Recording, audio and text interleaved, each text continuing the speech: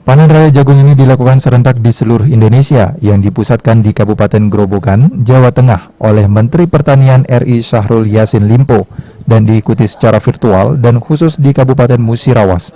Kegiatan ini dilakukan di salah satu kebun jagung hibrida milik kelompok Tani Tunas Harapan yang ada di Desa Air Santan, Indah, Kecamatan Muara Beliti. Orang nomor 2 Musirawas dalam kesempatan ini mengajak seluruh masyarakat, khususnya para petani untuk dapat memanfaatkan lahan tidur dan lahan pekarangan dimanfaatkan untuk ditanami jagung. Harapan tadi sudah saya sampaikan, ini koordinasi seluruh dinas terkait yang hadir pada hari ini. Untuk kedepannya di seluruh Kabupaten Musirawas kalau bisa, seperti yang di Satan Indah seperti ini.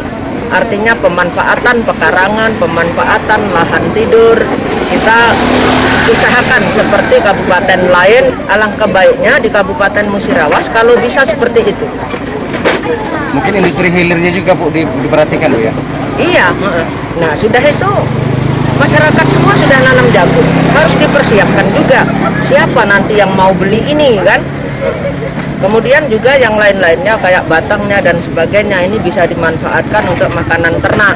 Nah mungkin nanti BPL ini sampai ke tingkat kecamatan, sampai ke tingkat desa untuk selalu mensosialisasikan kepada seluruh masyarakat yang ada di Kabupaten. Menurutnya ketika masyarakat telah menanam jagung, maka harus juga dipersiapkan untuk pemasarannya.